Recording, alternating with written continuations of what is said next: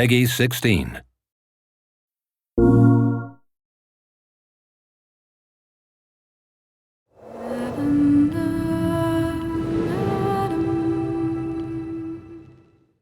Quantic Dream has always been about creating interactive experiences that have emotion at their core. It's about telling the story of characters and giving the player the possibility, through their actions, to change the way the story unfolds. When I write my script, I have an idea of how I want the story to be played. So we try to render David's idea into a game and see with him if it matches what he had in mind. In case it doesn't, we go back to the writing stage and keep working until the result perfectly matches David's vision. What we try to do in Beyond is really an intuitive and immersive experience.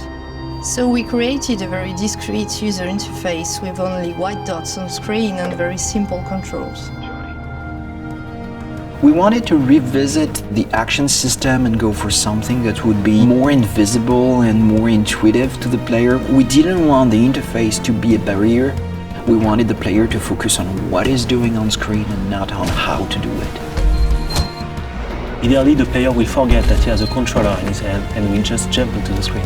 One of the major revolutions in Beyond is the way Jodie Holmes moves. Depending on the context, depending on your emotional state, you see the character of Jodie moving differently, walking differently, looking around differently.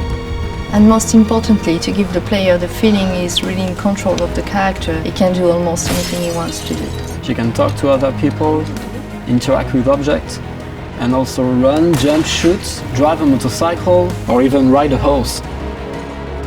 What was really challenging also is that the story goes on for 15 years of Jodie's life. When Jodie's a kid, for instance, you can do different things than when she's a teenager or an adult. Giving this much animation to a character, it's really new. It has never been done to that extent, and it really makes the character come alive like never before. We wanted to have these new mechanics with Aiden. I wanted to give this feeling of flying around and going through matter and through walls. So we started making some research on how ghosts would move or even a fish would swim underwater. We thought that using orbs is an interesting approach. It would give us this physicality that we need to interact with matter. It became really something natural to assign them to the two analog sticks and have to play with them, to focus them, or on the opposite, to split them apart. During the process of this production, we made what we call user tests. You just watch people playing and you see where they succeed, where they fail. If a player don't get it right, it's only our fault. So we work very hard to be able to correct it and give the best experience possible. After each user test, it's meeting after meeting just to find the good solution to every single issue the player may have had. I guess what we're looking for with the gameplay is really to find an interface that will allow you to play live. And we try to get closer and closer of the ideal interface where you don't think anymore, you just do it.